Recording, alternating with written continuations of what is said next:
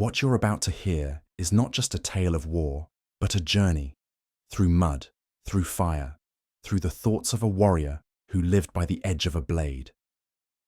Before we begin, I want to offer a small apology. My pronunciation may not always be perfect. My accent may not carry the true voice of the land these stories come from, but I hope you'll listen beyond that. These are stories of honor, of blood, of silence and steel, lived in a time when duty was heavier than life and death could be met with grace. So, close your eyes. Let the noise of the world fade and step into the world of a samurai. The calm before dawn. Late autumn, 1575, the Sengoku period, central Japan. The mountains loomed like ancient sentinels on the horizon, their dark silhouettes etched sharply against a cold, cloud-heavy sky. The air was crisp, the dry scent of fallen leaves and damp earth hanging thick among the gnarled branches of twisted maples. Mist wove through the valleys like a silent river, blurring the edges of pines and cedars. It was a land steeped in silence and shadow, the kind of stillness that seems to hold its breath before a storm. This was no ordinary night. The warlords of the Sengoku era had pushed their armies into a deadly dance of ambition and survival, and my lord's banner would rise against a rival clan come sunrise. Feudal Japan was a world carved from discipline, honor, and the constant threat of violence. Families clung to their castles, peasants whispered prayers, and samurai like me sharpened our swords and readied our spirits for the morrow's bloodshed. Around our encampment, near the banks of the Kiso River, the flicker of campfires cast long, flickering shadows over the sharpened stakes and hastily dug trenches. The murmurs of sentries patrolling the perimeter carried softly on the wind, mingling with the distant calls of owls and the rustling of straw mats as warriors prepared in quiet solitude. The night was thick with anticipation, each breath drawn heavy with the weight of what tomorrow might bring. I sat cross-legged on a woven mat inside my tent, the fabric stiff and cold against my skin. Beside me lay my daisho, the matched pair of swords that defined my life. The katana's blade gleamed faintly in the lantern's amber light, its edge meticulously polished to a razor's sharpness. The shorter wakizashi rested next to it, its hilt worn smooth from years of grip and sweat. These were more than weapons. They were extensions of my soul, bearers of my honor. Outside, the low murmur of my fellow samurai drifted through the canvas, some engaged in the final prayers of the day, others sitting in meditative silence, eyes closed, minds sharpening like their blades. The scent of sandalwood incense curled lazily through the air, mixing with the earthy aroma of fresh rice wine poured to calm nerves and steel resolve. My hands moved almost automatically, as they had countless times before, methodically cleaning my armor piece by piece. Each lacquered plate was buffed with care, the kabuto helmet's fierce Maydate crest, the intricate scales of my do chest armor, the sewed shoulder guards that had seen battles before this. The iron plates were cold and hard, yet in their polished surface I saw reflected the countless dawns I had faced, the lives I had sworn to protect, and the promise of duty yet to be fulfilled. Around me, the sounds of preparation rose, the soft clink of iron rings being fitted, the whisper of silk cords being tied tight. The samurai's armor was as much a ritual as a defense. The layers of lacquered plates, silk lacing, and chainmail, each had a story and a purpose. Securing the kote gauntlets around my forearms, I felt the familiar weight of responsibility settle, heavier than the metal itself. My mind wandered to the coming battle, the rival clan's warriors known for their ruthlessness, their ashigaru foot soldiers pressing forward like waves, and the deadly archers hidden in the trees. The fields beyond the camp would soon run red, and the clash of steel would shatter the quiet of this night. But for now, there was only the cold and the steady rhythm of my breath. I reached beside me and lifted my helmet, feeling the cold iron press against my skin. The Maydate's fierce dragon motif seemed to glare back at me, a symbol of strength and ferocity. As I secured the chin strap, I took a moment to close my eyes and focus. In the dark silence, I whispered the code that bound us: Bushido, the way of the warrior, loyalty, honor, courage, and sacrifice. The wind stirred outside, sending a sudden chill through the tent. I stood slowly, pulling on my hari over the armor, the fabric heavy and stiff with the night's dampness. Every movement was deliberate, rehearsed. I had walked this path before, and yet each battle was a new trial. Before stepping out, I reached for the small wooden amulet tied around my neck, a gift from my mother, carved with prayers for protection and safe return. It was a fragile thing in a world ruled by blades and blood, but it grounded me. Outside, the camp was a quiet hive of readiness. The war drums lay silent, but I knew their booming cadence would soon break the stillness, signaling the start of the day's deadly dance. Warriors moved like shadows beneath the pale moon, faces set with grim determination. I breathed deeply, the cold air filling my lungs with clarity and resolve. Tomorrow, at dawn, the battle would come, and I would meet it head-on. A samurai, sworn to fight, to protect, and to honor the name I carry. Until then, all that remained was the calm before the storm. The red morning. Sunrise. The battlefield. Near Nagashino. 1575. The war horns sounded at sunrise. Not a sharp call, not a clarion. No. It was a low, bone-deep moan that rolled across the mist-choked valley. I felt it in my chest before I heard it in my ears, a summons, a challenge, a promise. The time had come. I sat still for a moment longer, knees pressing against the dirt, armor cold and hard around my body. The edge of the sun had just breached the ridge beyond the trees, washing the battlefield in that eerie orange glow. Too beautiful, too calm for the carnage to come. Mist still clung to the earth like a dying breath, ghostly fingers curling between the rocks and grass, hiding the enemy lines from view. I looked down at my hands. The right one was smeared with blood. Not mine. A young Ashigaru boy, no older than 16, had stumbled into our camp just before first light, arrow through his side. Eyes wide with shock, with pain, with a kind of betrayal that pierced deeper than any weapon could. He'd collapsed at my feet. I held him as he gasped and bucked and died. My hand had pressed against his wound, trying to stem the flow, but the blood kept coming, hot and slick. His name was Sadao. I didn't know that until afterward, when one of his unit leaders came to collect the body. I repeated the name in my head now, like a prayer. I tied my helmet strap with bloodied fingers, not my blood, not yet, and whispered my name beneath my breath so the gods wouldn't forget. It, Takeshi of House Akiyama. The name felt small. It sounded like a whisper lost in wind. But it was mine, and today I might have to die with it.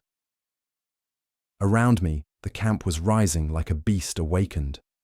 Soldiers moved with purpose, their faces flat and unreadable. Armor clinked, swords were drawn and tested. Rice balls and dried persimmons were stuffed into mouths, chewed without thought or taste. Every man had the same hollow look in his eyes, that 1,000-yard stare born of men who'd seen too much and knew more was coming. The generals shouted orders across the lines. The banners of our clan, deep blue with the golden wheel of Akiyama, flapped violently in the wind. Opposite us, across the narrow plain, the rival clan's standard rose in defiance, red and black, a sun devouring the sky. The horn sounded again. This time, it was not a call. It was a scream. I stood. Every piece of my armor felt heavier than it had the night before. The lacquered iron cuirass dug into my ribs. My sun-eat shin guards chafed against the soft flesh beneath. The weight of the katana at my hip was comforting and unbearable all at once. As I walked, I could feel the dried sweat beneath my layers, stiff and itching.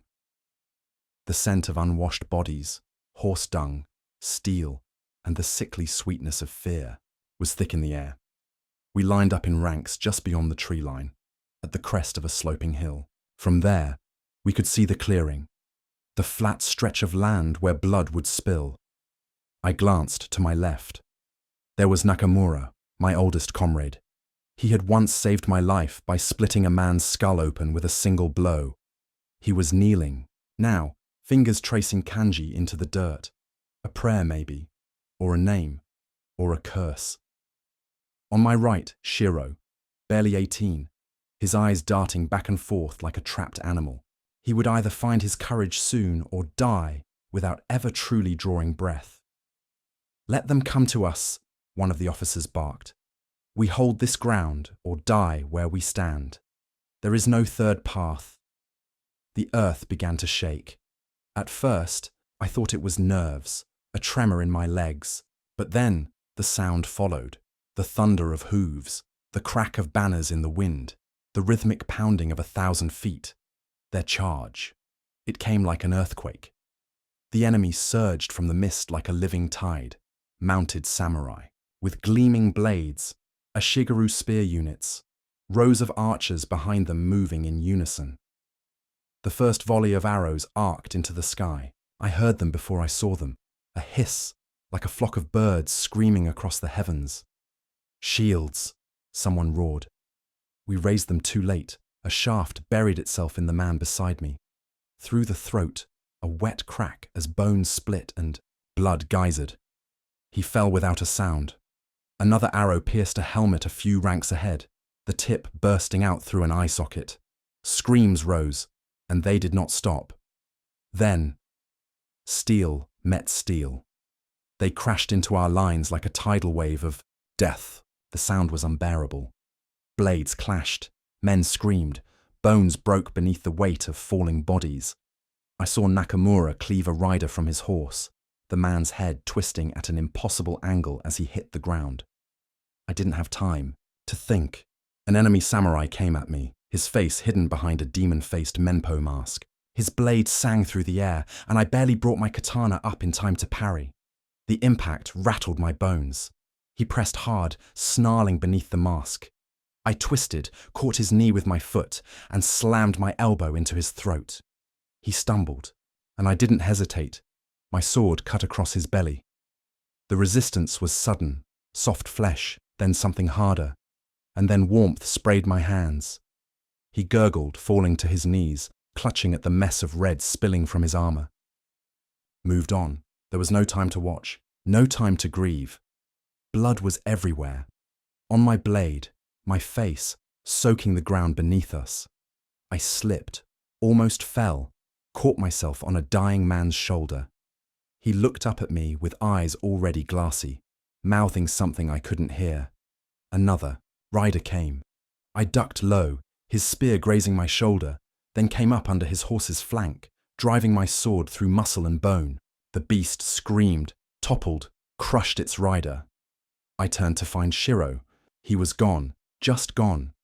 I didn't know if he'd run or died, or if he was under one of the dozens of bodies that now littered the hill. The air reeked of blood and shit and mud, and still the enemy came. The battle became chaos, lines broken, formations lost. It was man against man, steel against flesh. I killed again. I think it was 3 more, maybe 4. I lost count. One died gurgling on his own blood. Another sobbed for his mother as I ran him through. I wanted to feel something, but I couldn't. My body moved on instinct now. Muscle memory, rage, the rhythm of war. At some point, I was knocked down. I remember the sky, the clouds parting, the sun bright and uncaring above. A shadow fell over me. A spear thrust down. I rolled. The blade grazed my ribs, and I screamed, not in pain, but in fury. I came up swinging, felt the tip of my blade catch bone. The enemy fell backward, convulsing, bleeding from his mouth. The war horns sounded again. We were pushing them back. I didn't know how. Maybe reinforcements. Maybe we just wanted it more, but they were retreating, dragging their wounded, abandoning the dead. I dropped to my knees, chest heaving, my blade slick with blood. My arms ached, my whole body shook. Around me, the moans of the dying echoed like some terrible music, rising. With the morning wind, the gods would not forget my name, not today, not with so much blood spilled to prove I lived. The Long March. Late morning, north of Nagashino, 1575. As we march, arrows whistle overhead like angry spirits. They come in waves, high arcs from beyond the hills, loosed from boughs by men we cannot yet see. Each one sounds like a shriek, like a curse hurled from the sky by the restless dead. They fall with frightening speed, slicing through the wind, some plunging into armor, others clattering uselessly on stone. One buries itself in the dirt beside me, the fletching still quivering. I do not flinch. My fear left hours ago. It burned out somewhere in the smoke and blood of the morning battle, smothered beneath screams, severed limbs, and the rhythmic clash of steel on steel. Fear is a luxury for men with something left to lose. For me now, there is only duty, only forward. The mud sucks at my feet with every step. It is not just water and dirt. It's soaked with blood, piss, the slop of entrails trampled underfoot. The stink of it rises like steam in the heat. The sun is merciless overhead, and the helmets cook our scalps like pots on fire. I can smell my own skin, sweat, iron, grime. My inner robes are soaked through and stiff with dried gore. The weight of the armor grows with every league. Still, I walk. Our formation stretches thin across the valley floor, 2 lines wide, stretching back into the tree line. Horses whicker nervously beside us, their flanks trembling, eyes rolling. Even they feel it, the tension thick in the air, like a bowstring drawn tight. The arrow beside me still trembles, its point sunk deep. Into the earth, I leave it. Ahead of me, Nakamura limps. Blood cakes the back of his thigh armor. Not a fresh wound, but deep enough that I know he's losing strength. He's breathing hard through clenched teeth. I say nothing. He knows what I know. Either we reach the ridge before they reach us, or we die out here. Not in battle, but cut down while marching, like cattle to slaughter.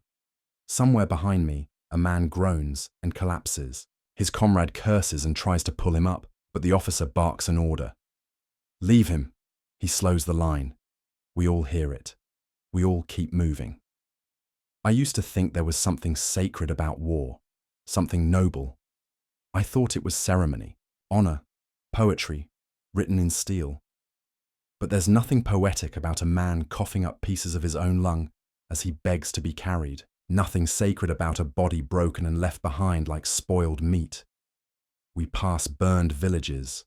The roofs are black skeletons, the fields scorched to ash. The wind carries the stench of rot, not just animals, not just livestock. The silence of the ruins is louder than any horn. Crows wheel overhead, fat and slow. They do not flee from us. They've tasted man's flesh and lost their fear. Another volley comes. I don't look up. A horse squeals behind me. Struck. It collapses, sideways, trapping its rider underneath. I hear the man scream, begging for help. No one stops. He will be trampled or taken by arrows, and either way, he will die with mud in his mouth. I think of the young ones, Shiro's age, faces too smooth to wear helmets that heavy, hands that tremble when they grip their spears. They march with us, eyes forward, but I can see the cracks forming. I can hear their breaths hitch with every sound from the hills. Another arrow whistles. This one strikes a man 2 rows ahead. The shaft drives clean through his neck and emerges, just below his jaw. He makes a choking noise, drops to his knees, tries to speak, then falls. The men behind him step around the body, not over it. There is no pause. There is no mourning. We do not stop. We crest a low rise and see the valley below us, the river glinting like a blade beneath the sun, the trees black with shadow, and beyond it, the enemy. Dozens, maybe hundreds, banners waving, bows being drawn again. This is where we are to hold the line. We break formation and spread out along the ridge. Orders are barked, archers to the rear, spears at the front, swords ready, shields up.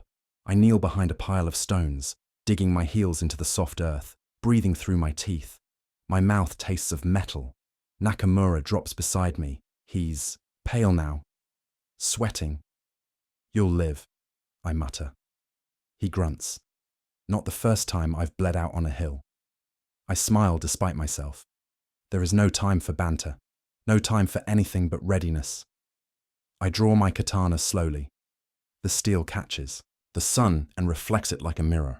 There's dried blood along the edge, not cleaned since the morning. I leave it there. Let the blade remember. Then comes the scream, not of men, not of arrows, but of war drums, a deep pulsing beat from across the valley. The kind of rhythm that makes your ribs vibrate. It's primal, older than language, older than fear. It speaks one thing: kill. The enemy is moving. The ground begins to tremble with their charge. The cavalry leads. Men on horseback with curved sabers, howling like wolves. Behind them, infantry in staggered ranks, their faces hidden by masks, each step in perfect unison. Arrows rise behind them, falling toward us like rain. I duck. The world becomes noise, screams, metal striking metal, arrows slamming into wood and bone. I do not flinch. I rise.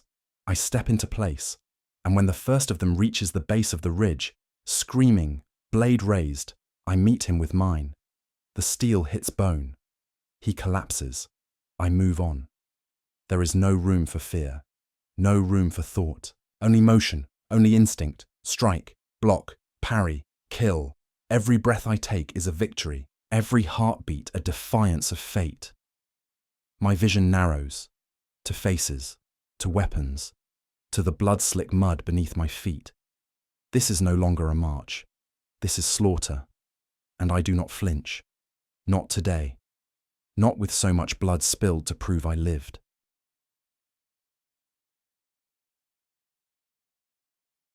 The agreement. Early afternoon.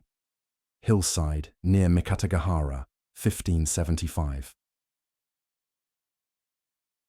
I lock eyes with a rider in the enemy line.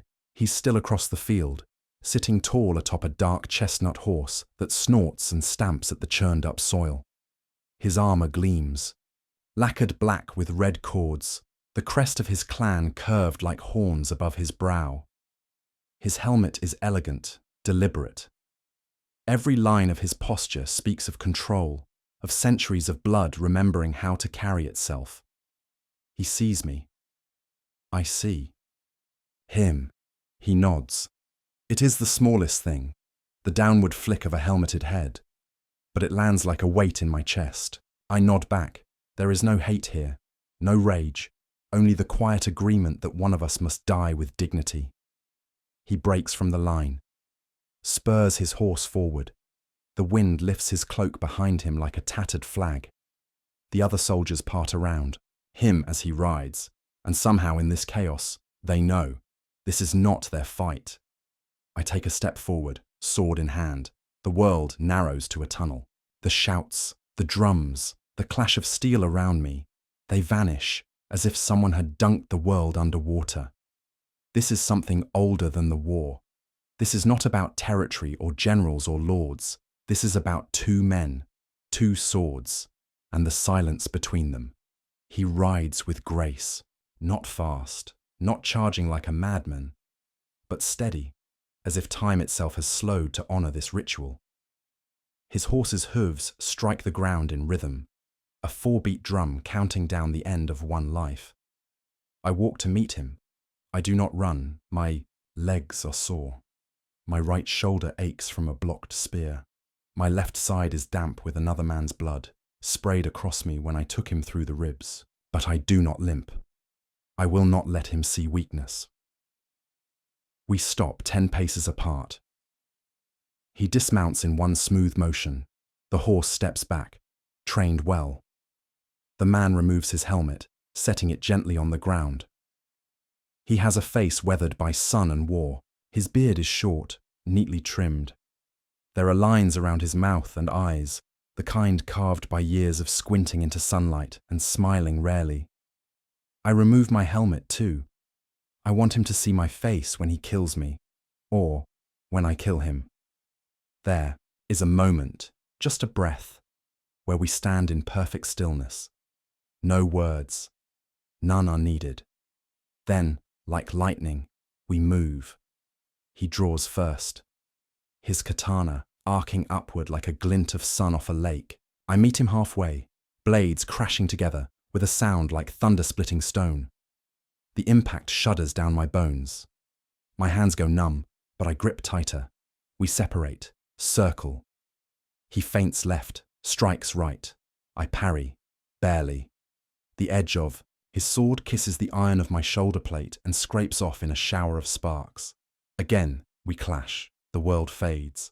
There is only the song of steel, high and shrill and desperate. Every movement is a memory my body remembers before my mind can process it. Every step, a lifetime of training. His footwork is flawless. So is mine. Our blades kiss, break apart, kiss again. A dance, but one where misstep means death. His sword cuts my cheek, shallow but hot. Blood trickles into my mouth. Mine slices his side, a ribbon of red seeping through the cloth under his cuirass. He does not cry out. We pause, breathing hard. Dust swirls around us. Somewhere, far away, men are dying. But this space we've carved out between us, it is sacred, untouchable. He lunges. I twist, pivot, drive my shoulder into him. Not with force, but with timing. He stumbles, not far but enough. My blade catches the back of his thigh. Not deep, not fatal. He drops to one knee, but his arm comes up fast, faster than I expect.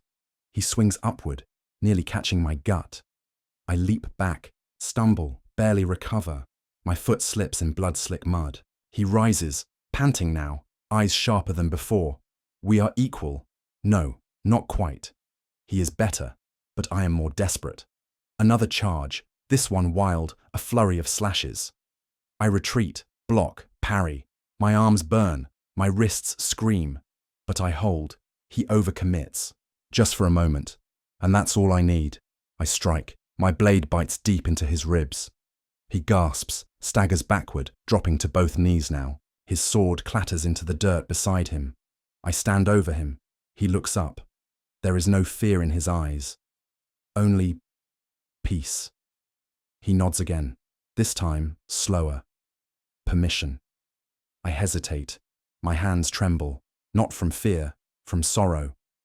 He fought like a storm, and now he dies like a mountain, silent, still, unshaken. I raise my sword. He closes his eyes, and I bring the blade down. The cut is clean, dignified. His head falls forward. His body slumps. The dust swallows him. I stand there, breathing hard, drenched in sweat and blood. My hands drip. My sword is heavy. I look at him, the quiet in his face, and for a moment, I envy it. There is no triumph in this, only survival, only silence. I pick up his helmet and place it gently over his chest. Then I whisper his name, though I never learned it, and turn back toward the war. The world does not stop, but I do, just for a moment, to remember. No time for mourning. Late afternoon. The plains below. Odani Castle, 1575. My comrade falls beside me, cut down mid-charge, a blur of steel across his neck. And then nothing. His body folds with a sound I'll never forget, like a tree splitting, in a storm. His blood fans across the dirt in a sudden bloom, dark and steaming in the cold air. One leg still twitches, as if it hasn't yet realized he's dead. I do not stop. I step over him without hesitation, one foot landing beside his shattered blade, the other beside his open mouth. His eyes are still wide, still watching the clouds roll above. There will be time to mourn, if there is time at all. The world is moving too quickly now. Screams tear through the smoke-thick air. Arrows whistle like 1,000 insects in a feeding frenzy. Steel meets steel in sickening bursts of sound. Not the clean ring of metal, but the grinding crunch of swords hacking into flesh, of armor giving way under the right angle. I charge forward, teeth bared, sword raised high. Mud sucks at my feet. Blood spatters up my shin as I move through the chaos. All around me, men clash in the dust and dusk, grunting, snarling, weeping. No one speaks anymore. There is nothing left to say. A spear lashes toward me from the left. I deflect it, barely.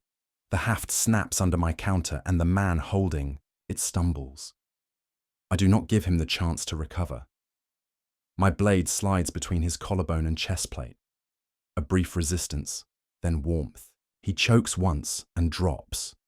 Another takes his place, and another.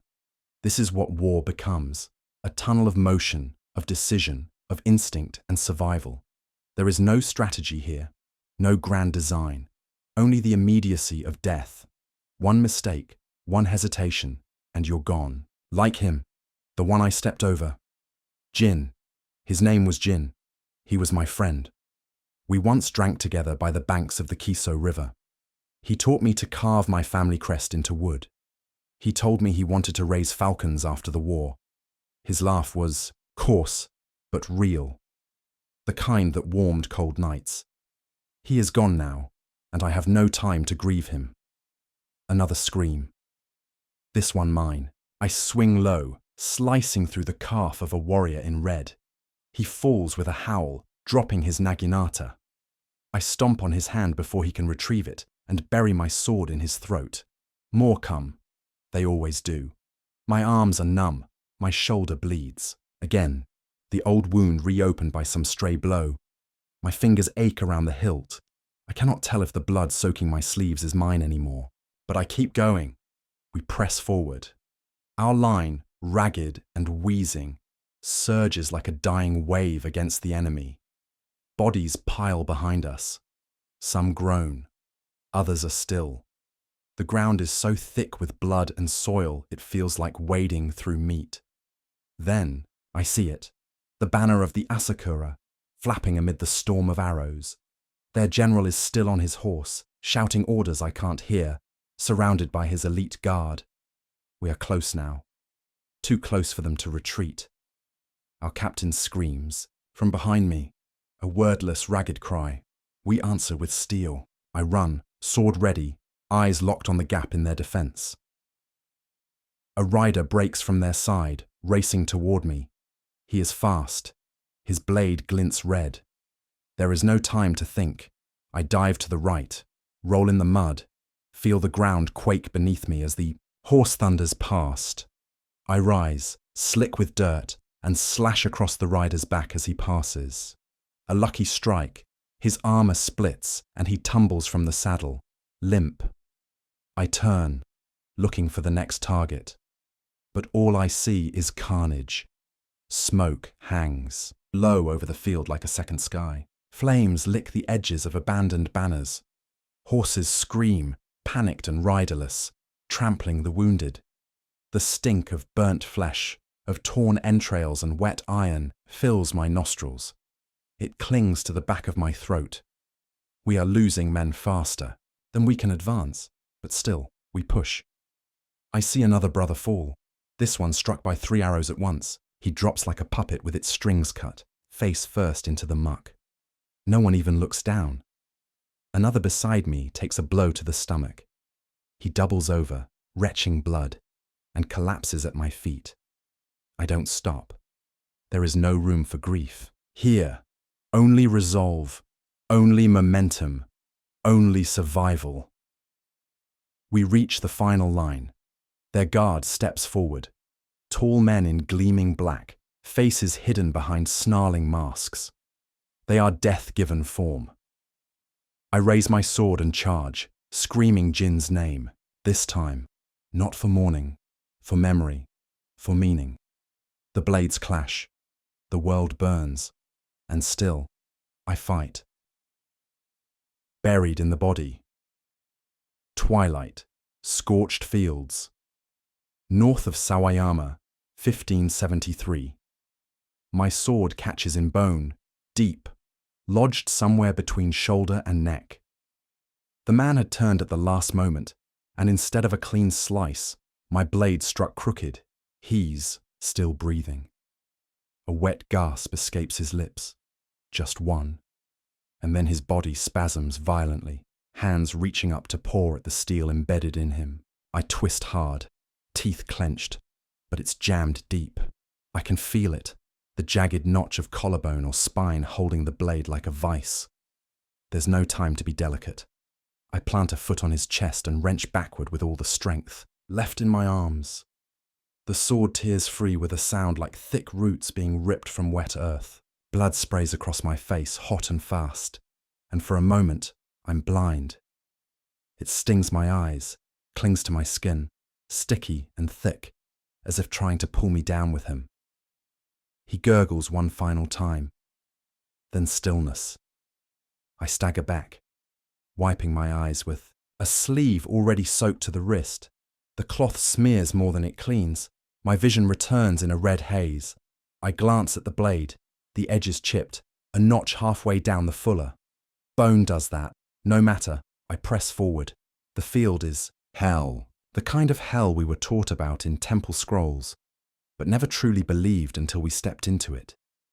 Bodies are everywhere, folded, shattered, disemboweled. Some scream, others whisper.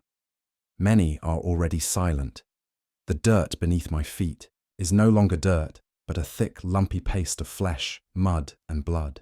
Every step makes a sound, like boots in wet rice. Flames burn to the east, where the brush caught fire from a fallen torch. The smoke rolls low and heavy, mixing with the smell of burnt lacquer, scorched silk, and cooked meat.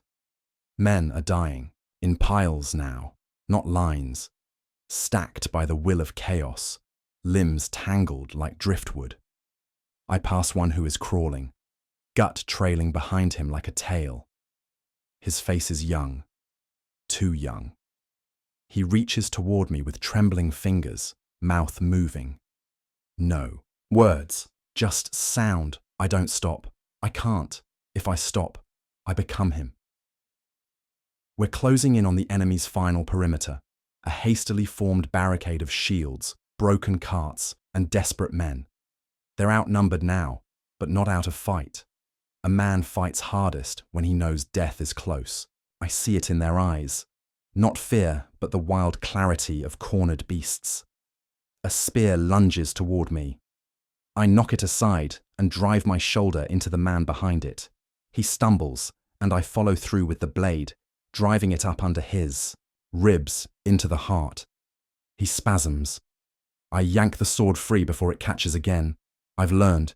Keep it clean. Keep it moving. Another closes in. I parry, strike, miss. He scores a slash across my forearm. The pain blooms sharp, electric, but I ignore it. Pain is information, not command. I spin, using his momentum, and bury the blade into his hip. He crumples with a shriek. My arms ache, my legs are lead, but I press forward. We're inside there, wall now, chaos breaking loose like blood from an opened vein. Our men pour through the gaps, hacking, stabbing, screaming. It's no longer battle, it's slaughter. A man leaps toward me from the side. I catch him with the pommel of my sword, feel his nose crunch under the blow. He drops, screaming. I step over him and keep going. One of their samurai challenges me. Lacquered armor splintered, helmet missing, face streaked with ash and sweat. He gives me a nod, a flicker of respect, and we clash, steel on steel. Fast, hard. He's tired. I'm bleeding, but I'm faster. I duck his wild overhead swing and drive the blade through his belly. He gasps, his face slackens, and then he slides off the sword like meat from a skewer. I wipe the blade again. Not clean, just enough to keep going. A horn sounds in the distance. One of ours. A signal. The right flank has broken through. It's over or near enough. I pause. Just for a breath. Just for a heartbeat. The battlefield is a grave now. Men groan. Fires crackle. Arrows still fall, but fewer. I look around and see the wide red ruin we've carved. Bodies strewn like fallen leaves in autumn, motionless and many. And I realize I've survived. Again. But for how long? My sword is chipped. My arm is cut. My blood mixes with the blood of others. The sleeve I wiped my blade on is torn nearly to the shoulder. Stained dark, slick and heavy. But I still breathe. I still stand.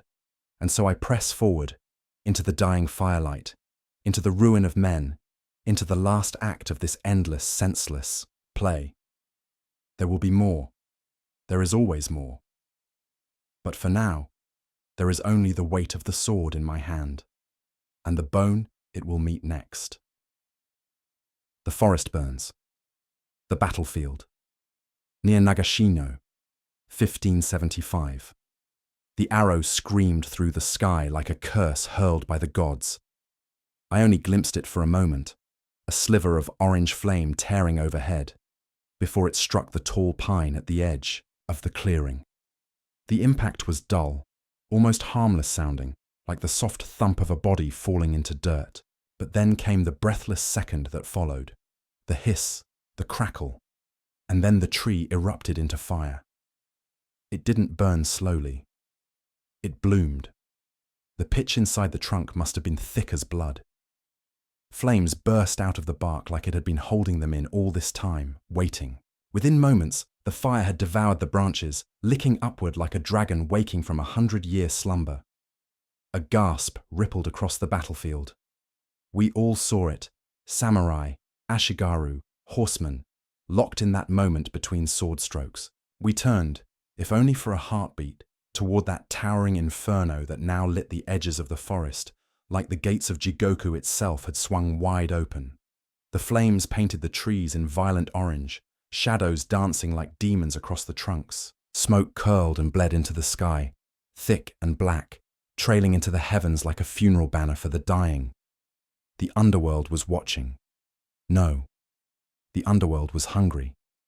The screaming started again, as if the fire had awakened something in us, some old, primal terror.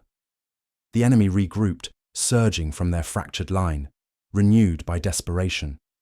And we met them like men possessed. I drove forward, sword held tight in both hands, the heat at my back like a furnace. Every breath was ash now, every blink left a smear of smoke behind my eyes. The battlefield had shifted. It was no longer a place of tactics or orders. It had become a place of reckoning. A young warrior came at me, eyes wide, blade trembling as he raised it high. He couldn't have been more than 16. No scars, no calluses, no gods behind him yet. Just fear. I didn't hesitate. One cut, fast, efficient, across the belly. His scream barely left his throat before his knees gave way. He dropped, hands trying to push intestines back inside, like a child caught spilling rice and trying to hide it. I stepped over him. The fire cast everything in a surreal glow. Armor gleamed red and gold. Blood shimmered like lacquer. The trees behind us cracked and groaned, their limbs falling like broken spears as the fire consumed them one by one. A warhorse, mad with terror, galloped across the field without rider or direction.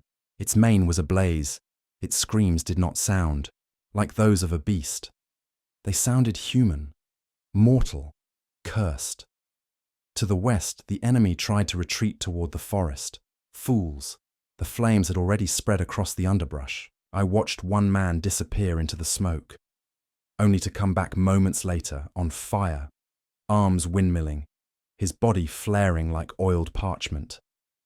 He collapsed in the dirt, still trying to crawl, fire chewing through armor and skin.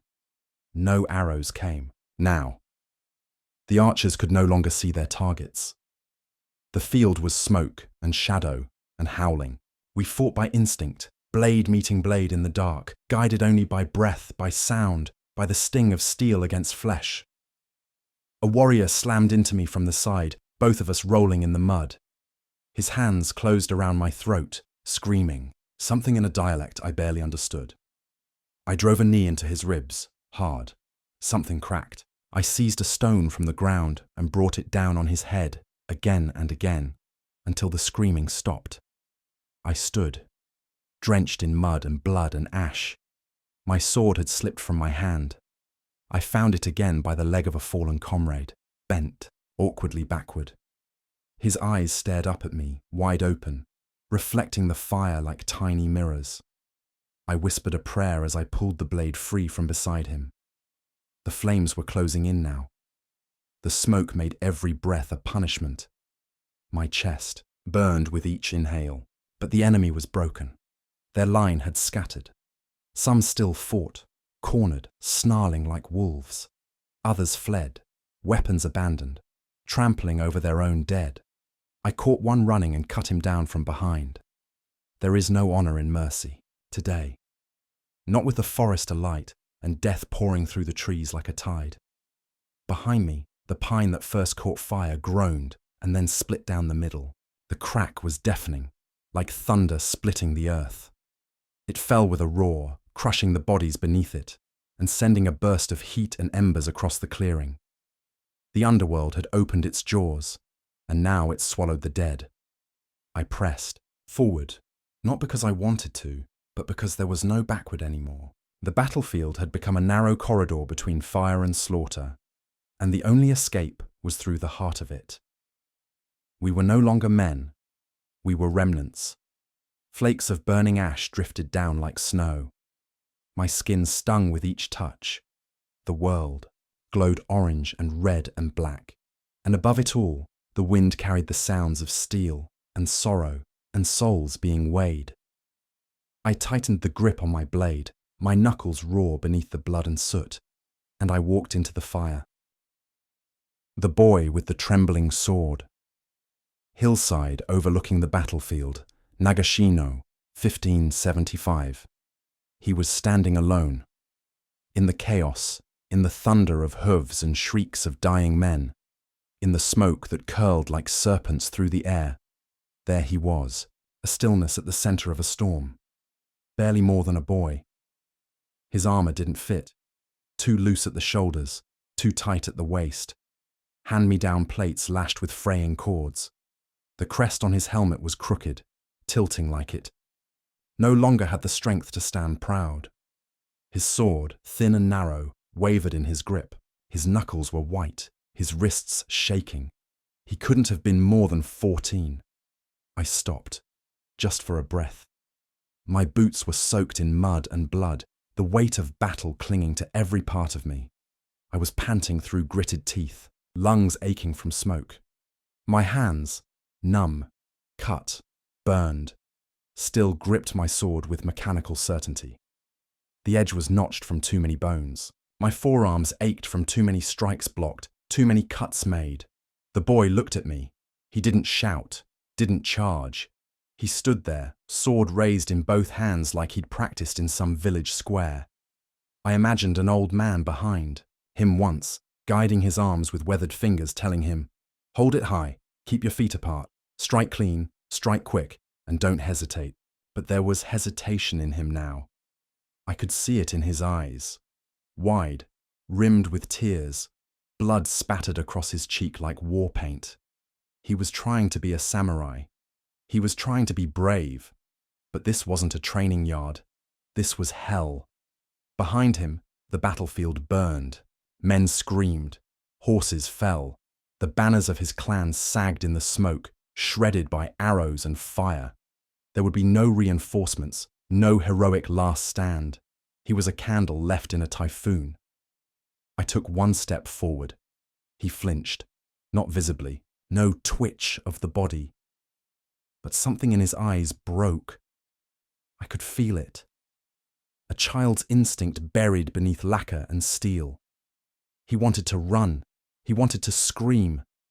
But he stood, because he'd been told that to die in battle was the highest honor. That to run was shame. That to fall with a sword in hand, was to rise again in another world. He'd been told wrong. He raised his blade. High, like he meant it. But his shoulders trembled. The tip dipped in the air. He would not survive the next moment. I closed the distance, fast, silent, and struck, clean, swift. My blade passed through the gap in his cuirass beneath the ribs. I felt it catch briefly. Cartilage, maybe. And then release. He gasped, a sound like the last breath of a sleeping animal, and crumpled at my feet. No scream, no curse. Just the soft collapse of a life interrupted. His sword fell from his hands and clattered to the ground, barely kissed by blood. I knelt, not out of guilt. There was no space left in me for guilt, but out of obligation. I reached down, placed 2 fingers on his throat. No pulse. He was gone. His eyes were still open, but they were no longer looking at me. I whispered a name for him. Any name. Because I knew there was no one left to speak it now. No mother to light incense. No brother to carry home the sword. The gods are old and forgetful, and I could not bear the thought of him entering Yomi as nothing more than an echo. Around me, the battle howled. But in that small pocket of silence, I remained a moment longer, watching the blood soak through his robes, steam rising from the warmth of his dying into the cold morning air. He had done nothing wrong. He had been born at the wrong time, like so many of us. I stood, my sword still dripped. I wiped it on the hem of his tunic, gently, as though handling silk. Then I turned, stepped back into the current of violence, and let the tide take me. There would be more of them. More boys with trembling swords. More lives paused before they could begin. And I was the hand that stopped the clock. Not because I wanted to be, but because someone had to. The reminder. The battlefield. Near Nagashino, 1575. Steel found me. I did not see the blade before it came. I only felt the shock. A white-hot crack like lightning across my left shoulder, sharp enough to steal the air from my lungs. Not deep, no. Not a killing blow.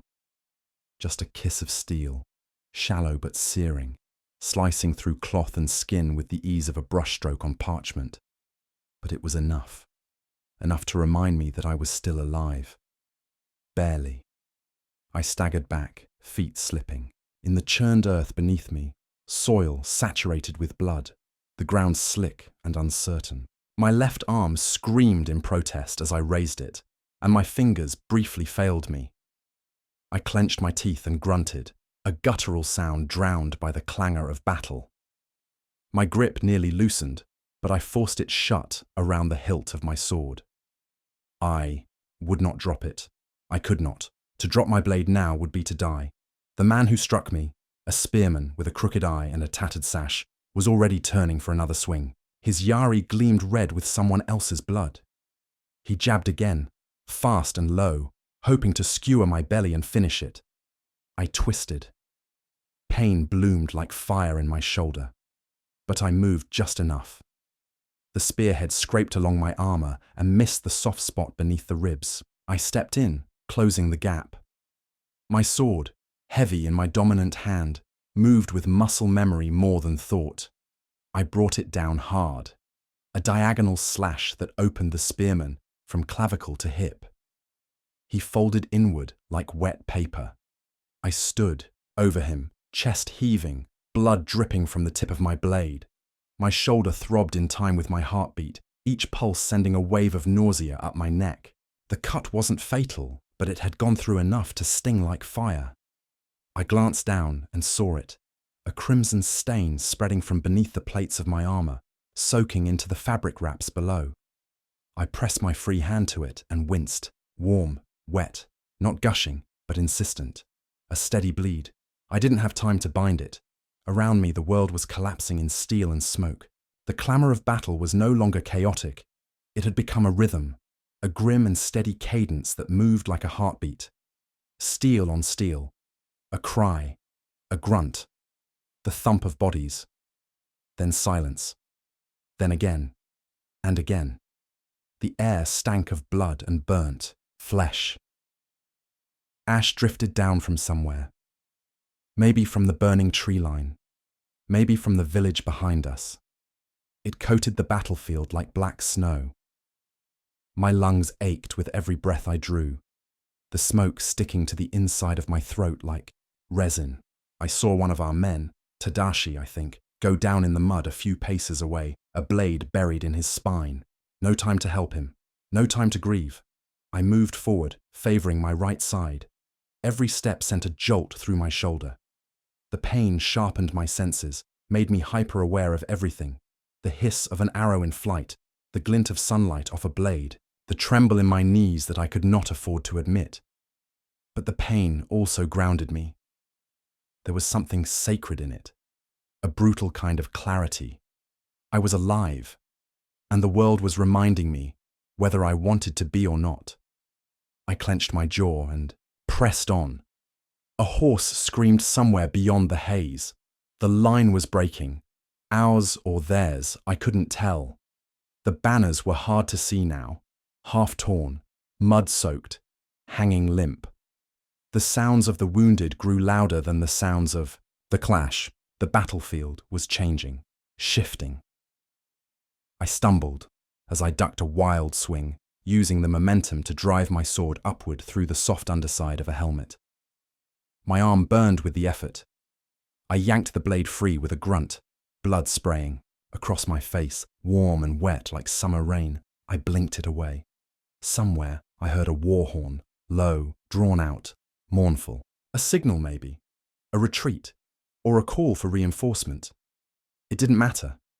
All I could hear now was the rush of blood in my ears and the screaming of my shoulder. I kept moving. My armor felt heavier with each step. My hands trembled now. Just, slightly, just enough to notice. I was bleeding more than I thought. I needed to stop soon, to find cloth, to press it down, to keep it from going deeper than it already had. But stopping meant dying, so I pressed forward, because the field didn't care if I was wounded. The enemy didn't care. And the gods, well, they were silent. Sometimes I wondered if they watched at all. I wiped my sword on a fallen Sashimono standard and hissed through clenched teeth as my shoulder flared again.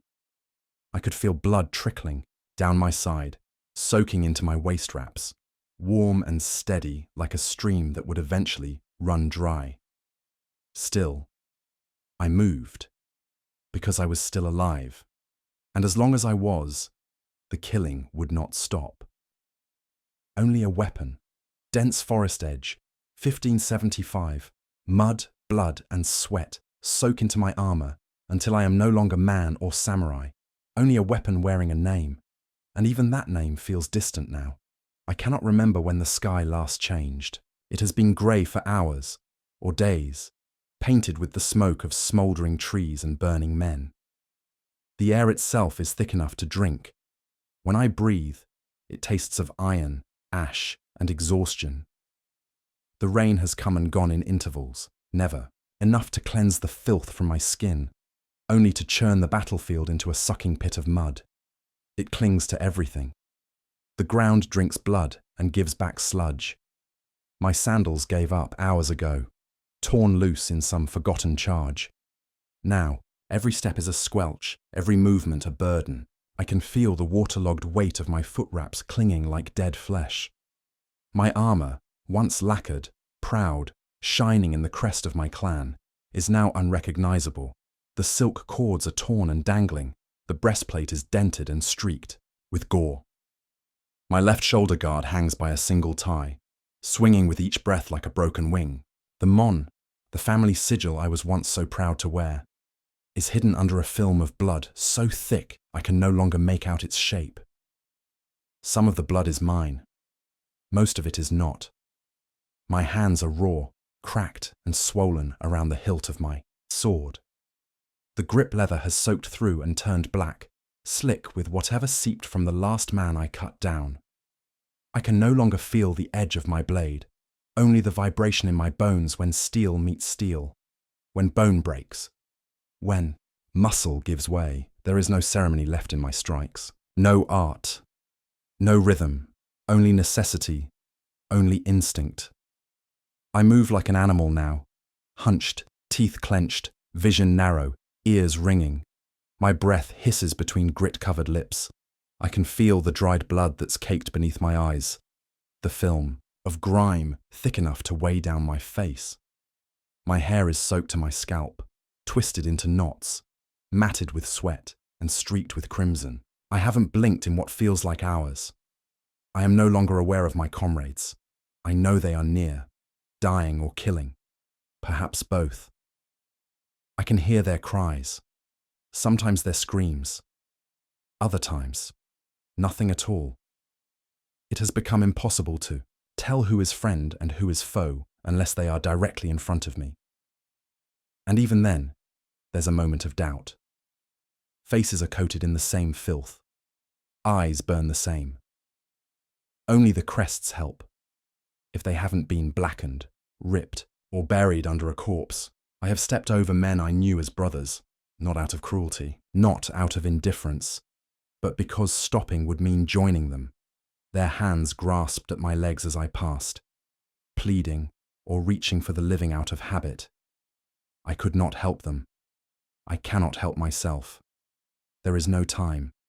The war has consumed all thought, all mercy, all identity. I am not Ishiro anymore. I am not son of Kenji, not retainer of House Imai, not even a soldier of the Emperor's army. I am something else, something lower, something purer, a blade still moving, a shape cut from fury and purpose. My body remembers what my mind can no longer grasp, the forms, the stances, the cuts, but I no longer recite the names of those techniques. They are meaningless now. All that matters is that I do not stop, because when I stop, I am no longer the blade, I am the target. We are fighting in what used to be a rice field, or perhaps a farmstead.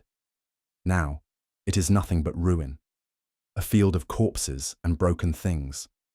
I see the remains of a wooden cart, shattered into splinters, an ox slumped beside it, its belly torn open by a stray arrow. Birds circle overhead, not the kind that sing, the kind that wait. A man charges at me, young, shouting something guttural. His face is covered in paint or dirt, or maybe just dried blood. His naginata slices through the air, a blur of motion. I do not flinch. I pivot, let his blade slide past, and step inside his reach. My sword punches through the gap beneath his chin, exits the back of his neck. I feel the bone scrape as I yank it free. His body slumps to the mud, twitching, mouth gaping but voiceless. I do not hear him fall. I do not pause, because another is coming, and another after him. There is no end to it. I wonder in some deep place whether this is what hell truly looks like.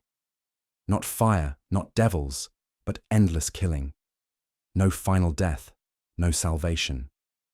Just the rhythm of mud and steel and screams. A world where warriors become ghosts long before their bodies give out.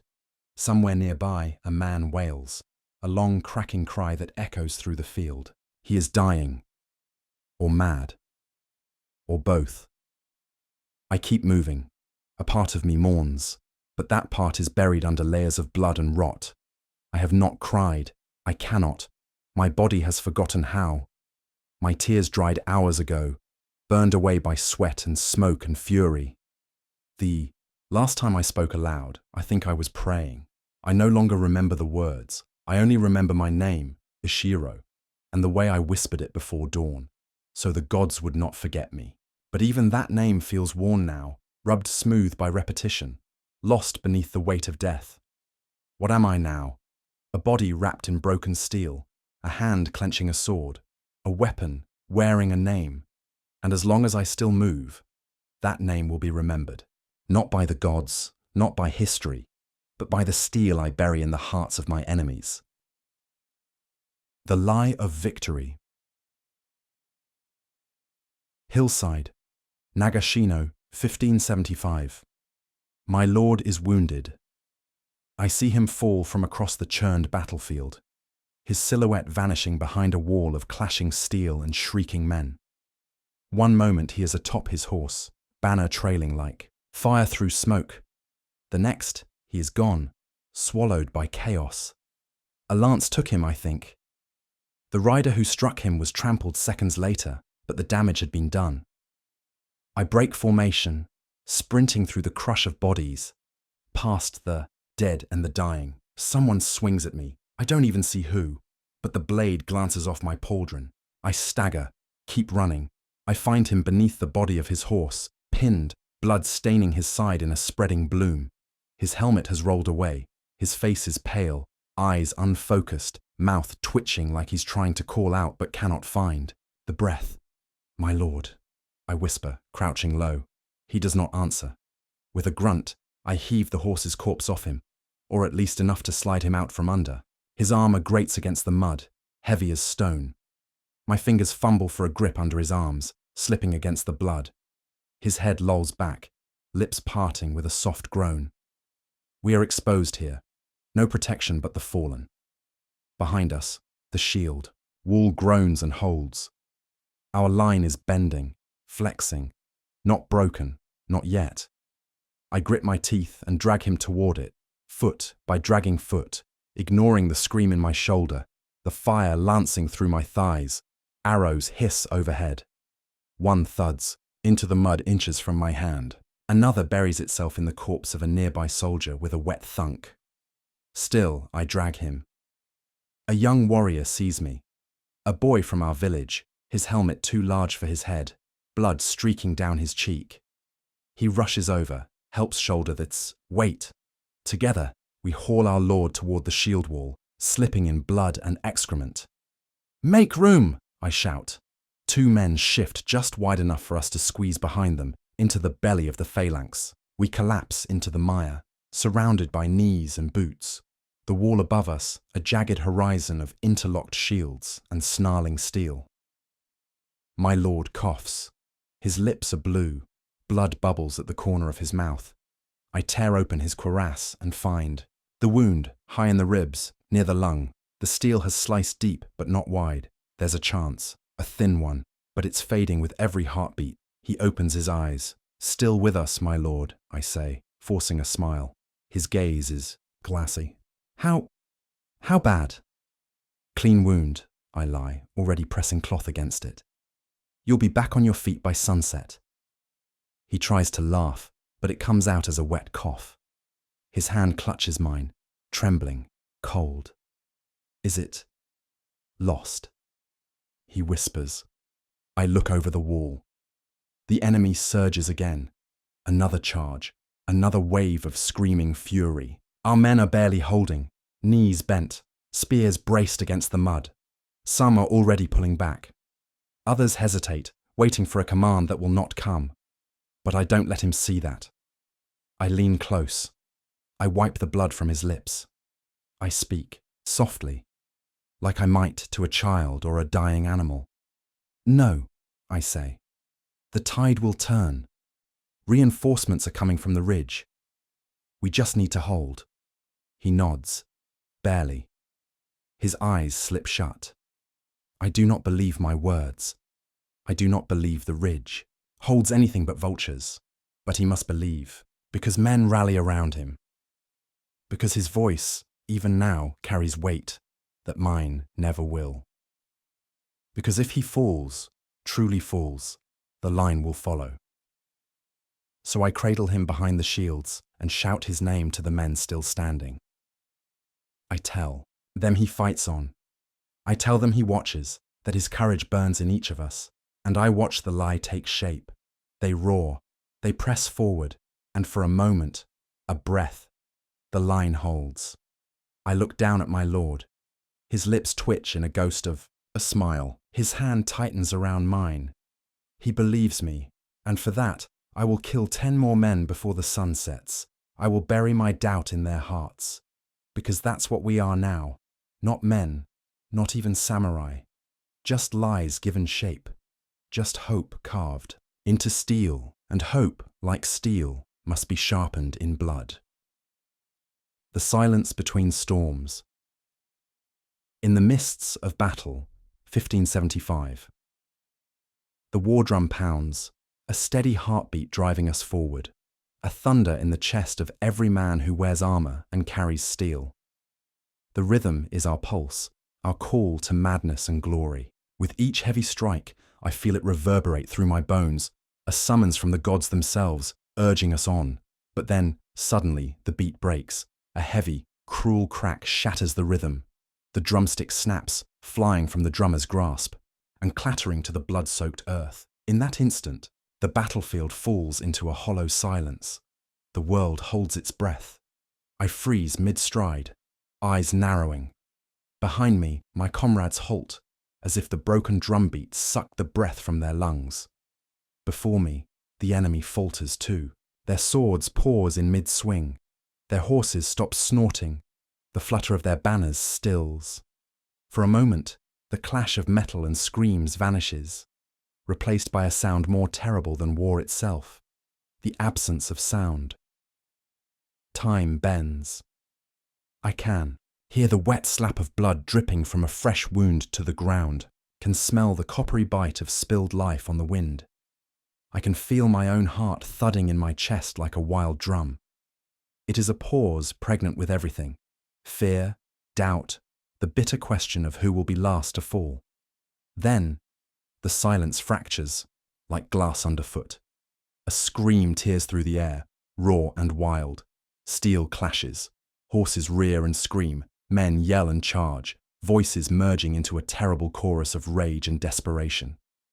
Chaos crashes down like a tidal wave, rolling across the field with the force of a mountain avalanche. I raise my sword, blade slick with sweat and blood. I see a flash of movement to my left, an enemy warrior lunging, eyes blazing with fury. I meet his charge with a yell of my own. The broken drumbeat is forgotten in the storm of battle, swallowed by the thunderous roar of men fighting for life and honor. There is no time to think, only to act, to kill, to survive. The silence was the calm before a new storm, and now the storm has returned. The enemy standard. Across enemy lines, 1575. The battlefield is a choking haze of smoke and dust, swirling around me like restless spirits. The air tastes bitter, ash and blood mixing, burning my throat with every ragged breath. Everywhere, the clash of steel, the screams of men, the thunder of hooves pounding earth soaked red with sacrifice. But through the choking fog, one thing cuts clear: the enemy's standard, a tattered banner, dark and proud, rising above the chaos like a defiant beacon daring me to come. I see it and know what must be done. Without hesitation, I break from the line. The world narrows to the roar in my chest and the pounding of my feet. On broken ground, I charge. Around me, men shout, swords raise, but I am already beyond them, racing alone toward that flag. The cries of my clan burst from my throat like wildfire, raw and wild. Takeda! Takeda! Takeda! My voice rips open, hoarse, desperate, filled with the fury of 1,000 battles. It is the name I wear like armor, the name I swear to defend with every breath. The enemy warriors notice me at last. They turn, startled. Some sneer, others scowl with hatred. Spears thrust at me, arrows hiss. But I am a storm unleashed. The ground shakes beneath the hooves of my horse, hooves that tear through mud and corpses alike. The clang of steel against steel follows me like thunder as I parry a spear thrust with my katana, the blade singing with deadly grace. Closer, closer. The standard bearer steps forward, massive, armored like a mountain, eyes burning with savage pride. Our eyes lock. He raises the banner high and I roar again. I strike. Steel bites steel. Sparks fly. His spear swings, a deadly arc aimed to cleave me in two. I twist, feel the rush of air as the blade whistles past my neck. I rip my sword free from a shield's edge and drive it forward, cold fire flashing in the dawn smoke. The spear, breaks against my blade with a crack like thunder.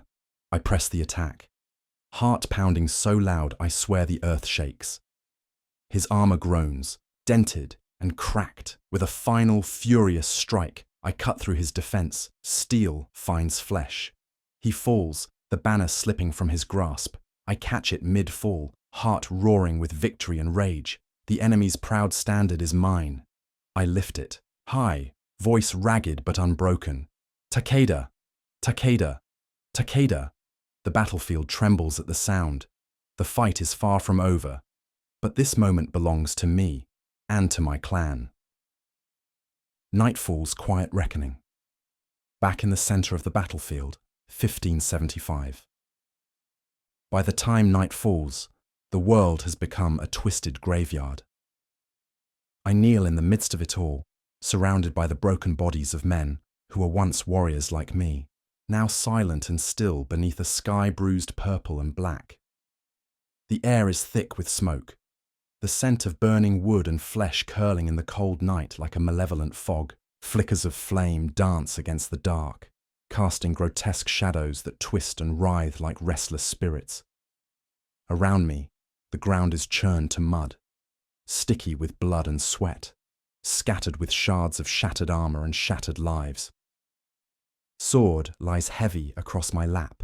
Its edge is chipped and dull, nicked from countless strikes that met flesh and bone. I run a trembling hand over the battered blade, feeling the rough scars etched into the steel like the scars branded into my own flesh and soul. My hands won't stop shaking. Not from pain, but from exhaustion.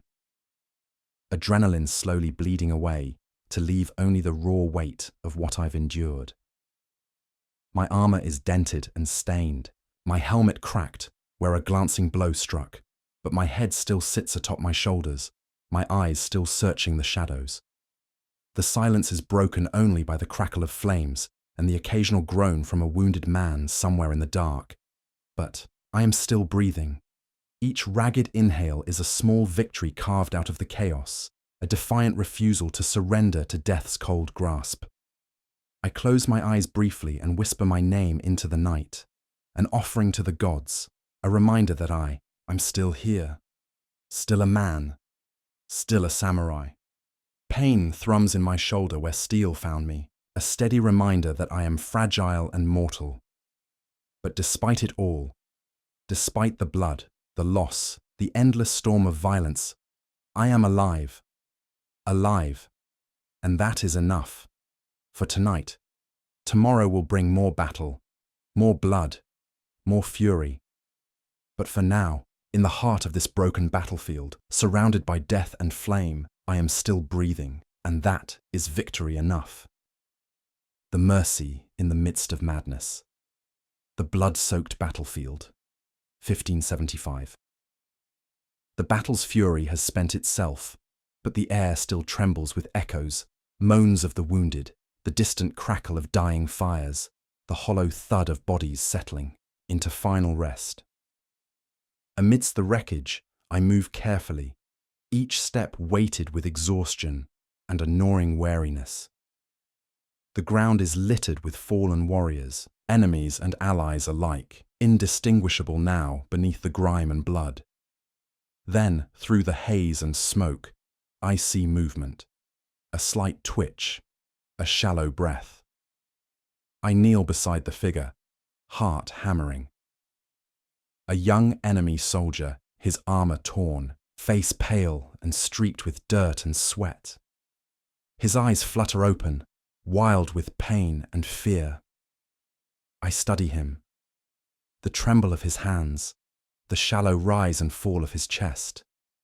The rage that had fueled me moments before ebbs, replaced by a cold, sharp clarity. He is no different from me. No more a monster than I am a god. My sword hangs heavy at my side, stained with the blood of his brothers. For a heartbeat, I consider the weight of the blade, the countless deaths it has wrought this day, and then lower it, not out of weakness, but choice. I press a hand to his shoulder, rough and calloused. Live, I whisper in the language of my people. Bear witness to this war, and tell those who follow, there is honor even in mercy. His eyes widen, disbelief flickering there, before gratitude seeps through the haze of pain. Around us, the battlefield hums with a dreadful quiet. I glance skyward, the stars obscured by smoke, but I swear I can feel the eyes of the gods watching. In this moment, amid the ruin and ruinous death, I choose mercy. I stand, leaving him trembling, but alive. The war will rage again, but today, a spark of humanity survives, and for that, I carry a fragile hope. The survivors in the smoke. In dark on an open plain, 1575. The battlefield, once a sea of chaos and fury, had begun to settle into a grim silence, but beneath that quiet lay the restless stirrings of the wounded and the damned. Smoke curled in, thick, choking tendrils that clawed at my throat and stung my eyes. The scent of burning timber mixed with iron-rich blood, and the bitter tang of sweat filled the air, heavy and oppressive like a living thing. Around me, the bodies of fallen warriors, friend and foe alike, lay tangled in death's grasp, twisted limbs and shattered armor bearing mute witness to the slaughter. My legs ached, muscles trembling with exhaustion beneath the weight of my armor. My sword hung heavy at my side, its once gleaming blade dulled and nicked, slick with the grime and gore of this hellish day. I could feel the cold bite of blood, not just from my wounds but from others, still drying on my skin, mingling with dirt and sweat until I was no longer sure where one ended and the other began. Amid the wreckage, through the dense haze, a flicker of movement caught my eye, a sudden twitch, a shallow, ragged breath. I froze, heart pounding loud enough to drown out the distant crackle of dying fires. There, half hidden beneath a broken tree limb and a fallen banner stained with enemy colours, was a group of survivors, enemy soldiers, battered and broken, but alive. Their eyes flicked toward me, wild and desperate, gleaming with equal parts fear and determination. They were ragged, their armour dented and torn, faces smeared with dirt and blood. One, younger than the others, his breathing shallow, and trembling, reached for his sword with a trembling hand. I felt the cold steel of my katana tighten in my grip. Mercy was a luxury I could not afford. Not now. Not here. They charged without hesitation, their last ounce of strength hurled at me in a desperate gamble. A flurry of wild strikes, breathless cries, the clash of metal screaming through the smoke. My reflexes screamed louder than reason. I met their attack head-on. The world narrowed to the roar of steel meeting steel, the thunder of strikes landing hard against armor and flesh. Each block, each parry, each swing was a dance of death, brutal, raw, and relentless. Blood splattered, warm and sticky, as my blade bit deep into one attacker's shoulder, forcing a grunt of pain. Another swung wildly, his breath ragged, and I caught his wrist, twisting sharply until his sword clattered to the earth. He stumbled, eyes blazing with defiance even as I pressed forward, driving him back with the cold precision of a seasoned warrior. Their attack was fierce, born of desperation, and I could not help but respect it. These were not cowards begging for their lives.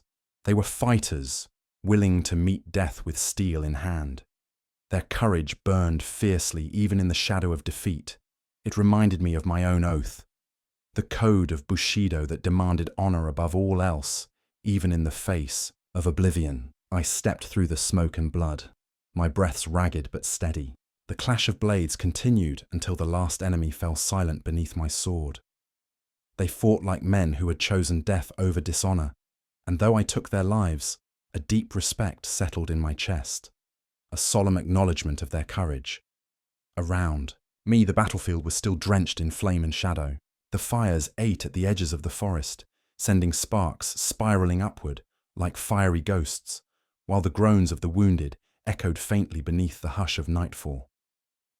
I wiped my blade on a torn sleeve, tasting the coppery tang of blood. feeling the weight of what I had done. There was no joy here, no victory beyond survival, only the bitter truth that war spared no one. And that respect was sometimes the only mercy left to give. I stood alone amidst the smoke and ruin, the names of those I had struck down, whispering through my mind like a mournful wind. I whispered my own name into the dark, a vow to remember, not just my honor, but the fierce spirit of those who fought beside me and against me. In this night of death and fire, I was still a samurai, and I bore witness. The aftermath as I leave the battlefield. Under a falling sun, 1575. The sun, now a dull orange orb low on the horizon, casts long, twisted shadows across the battlefield.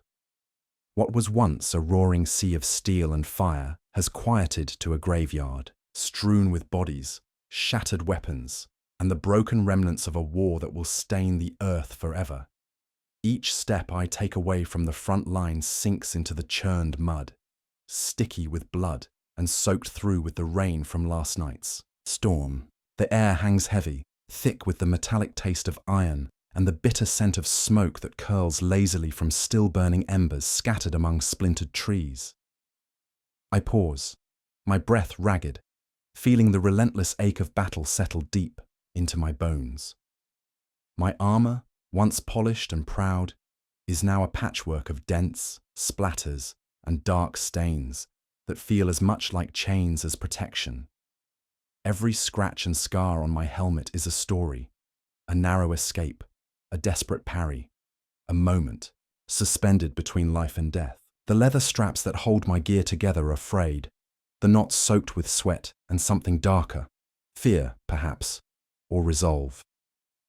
Before me stretches a river, swollen and restless, its murky waters lapping against banks clogged with broken branches and the debris of war. I watch as the current carries away shattered shields and splintered arrows, twisting them in its cold grasp like lost souls drifting toward an uncertain fate. The murmuring flow contrasts with the silence around me, a silence so thick it presses on my ears like a physical weight, reminding me that the screams and clashing steel have faded, but the echoes remain, ringing in the hollows of my mind. I catch a glimpse of movement near the riverbank. A lone crow circles, black wings cutting sharply against the blood-red sky. It lands atop a fallen banner, its talons clutching the tattered fabric as if claiming dominion over the ruin. The bird's beady eyes meet mine, unblinking, and in that brief moment, I feel the cold indifference of nature to human suffering.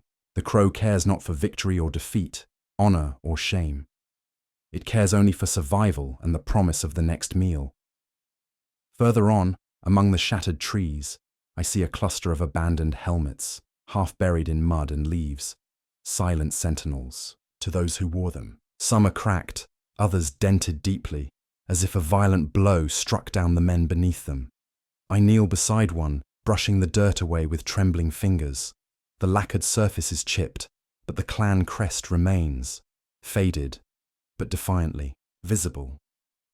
I close my eyes and whisper a prayer, not just for the warrior who wore it, but for all those lost in this senseless storm of death. The wind carries my words away, scattering them like the ash swirling in the twilight. As I rise, the weight of my sword feels heavier, an extension of my body and my burden. It's stained with the blood of enemies and comrades alike, and though my hands are steady now, I know the mark of this day will linger in my dreams, in the silent moments before dawn, when the world is still and the ghosts come calling. The taste of iron lingers on my tongue, mingled with dust and sweat, a bitter reminder that life and death walk hand in hand on the battlefield. I press forward, moving through the shattered remnants of what was once a proud stand. Fallen banners flutter like wounded birds in the dying light, and the earth beneath me seems soaked, not just with blood, but with sorrow. Somewhere distant, a child's cry rises, fragile and haunting, cutting through the heavy silence like a blade. I halt, my heart clenched tight. I wonder where that child is, whether they have lost everything, or if hope still flickers in their eyes. The wind picks up, carrying with it the scent of rain on the horizon. Thunder rumbles faintly, a deep growl that mirrors the unrest within me. The coming storm promises to wash the blood from the earth, but it cannot cleanse the memories etched into my soul. The sky darkens, the first stars beginning to pierce, the twilight veil, and I feel the weight of the gods' gaze upon me, silent, inscrutable, and eternal. I stop one last time, turning back toward the battlefield. Now a ghostly silhouette against the gathering night, I see the faces of the fallen reflected in the flickering flames, hear their whispers carried on the wind. I draw my breath deep and steel myself to walk forward, knowing this day has changed everything. I am no longer just a warrior, but a bearer of their stories, a witness to the carnage and courage that define our fleeting existence. With a final glance, I sheathe my sword and step away, each footfall carrying me farther from the hell behind me, but never truly free of it. The battle is over, but the war within remains. After the battle, pride and the weight of youth lost. An abandoned battlefield trench, 1575. The sun had long slipped behind the distant hills, leaving the sky bruised with deep purples and fading reds, as if the heavens themselves were mourning. I sit upon a fallen log at the edge of the battlefield, the ground beneath me soaked with mud, blood, and the heavy silence that follows slaughter. My armor, once gleaming and a symbol of my clan's honor, is now battered, streaked with grime and dried crimson. The weight of it feels unbearable tonight, heavier than any war drum, heavier than the sword at my side. Around me lie the remnants of a day filled with fury and fire, broken spears, shattered shields, and bodies that once held the fierce heartbeats of boys and men. Some lay twisted in unnatural poses, their faces frozen in expressions I can't forget. There are those who fought with the strength of legends, and others, boys really, whose hands still tremble in death, fingers curled as if clutching at fleeting dreams, or the warmth of a mother's touch. Their eyes, vacant yet somehow accusing, burn into my soul. I am proud, yes, proud of the stand we made, proud that I bore my sword with honor, but this pride is a sharp blade twisting within me. It cuts deeper than any wound from the enemies. Katana. I see their faces clearly, the young warriors who look to me with wide, eager eyes, believing in the cause and in the stories of glory that old men told beneath the cherry blossoms. They marched with the fire of youth, carrying not only their weapons, but the hopes of their families, their villages, their clans. And now they lie silent, their voices forever stilled beneath the heavy earth. I remember the way Takashi's smile faltered just before the charge, how he clutched his helmet like a talisman. He was barely 15, too young to carry a sword into the maelstrom of death. And yet, he fought. He died. His blood soaked the ground alongside mine. My hands shake as I wipe sweat and grime from my brow, the heat of the day replaced by a cold that seeps into my bones. The air tastes thick, like copper and ash, and I find myself tasting the bitterness of loss with every breath. How do I reconcile the pride of victory with the hollow ache of so many fallen? How does one wear honor when it is stitched together with the lives of boys who will never see their first snowfall again? I close my eyes and the scenes flood back, arrows slicing through dawn like vengeful spirits, the clash of steel echoing through the valley, the cries of men and beasts mingled in a terrifying chorus. I see the young faces as they fell, some with terror, others with fierce determination, many with the wide-eyed disbelief of those who never imagined death could come so swiftly, so cruelly. It is a vision that will haunt me long after the mud is scrubbed away and the banners are furled. Yet amidst this grief, there is a quiet voice within me, the voice of a samurai sworn to uphold the way of the warrior. It reminds me that to grieve without end is to dishonor those who gave their lives. They fought for something greater than themselves: honor, duty, the protection of those they loved. I carry their memories with me as a sacred burden, a flame to guide my path forward. Their sacrifice is a weight I bear not with shame, but with solemn respect. I reach down and press my palm to the earth, feeling the cold, damp soil beneath my fingers. This ground has drunk deeply of blood and will never be the same. Neither will I. I wonder what songs the poets will sing, what stories the elders will tell of this day. Will they remember the courage or merely the carnage? Will the names of the young warriors be spoken with reverence, or lost in the tide of time like whispers on the wind? There is no answer now, only the night and the endless stars above, indifferent witnesses to our mortal struggles. I stand slowly, the creak of my armor a harsh reminder that even warriors are not made of steel alone. I take a deep breath, steadying myself, and feel the heavy sword at my side. The tool of death, yes, but also the symbol of our resolve. Tonight, I am proud. Proud that I fought with honor. Proud that I bore witness. But beneath that pride lies a river of sorrow, running deep and silent, for the youth who will never return to see the cherry blossoms bloom again. Their sacrifice is etched into my very flesh, a permanent scar that will never fade. As I turn away from the battlefield, the night wraps around me like a shroud, and I whisper a silent vow to carry their memory, to fight so that their deaths were not in vain, and to live as a testament to the price of honor and the fragile beauty of life. The battle ends, but the journey home has only begun. The road back from battle, 1575. The battle had ended hours ago. The sky bled deep amber and soft violet as twilight crept over the shattered land. Around me, the battlefield lay silent, a graveyard of splintered wood, shattered armor, and broken lives. The air hung heavy, thick with smoke and the coppery scent of blood, mingled with the faint, bitter tang of sweat and the distant crackle of dying fires. The earth beneath my boots was churned to mud, soaked with rain from days past, and the blood of comrades and foes alike. It clung to me, soaking my boots and the hems of my hakama. My armor, once polished and proud, was cracked, dented, and stained with grime and gore.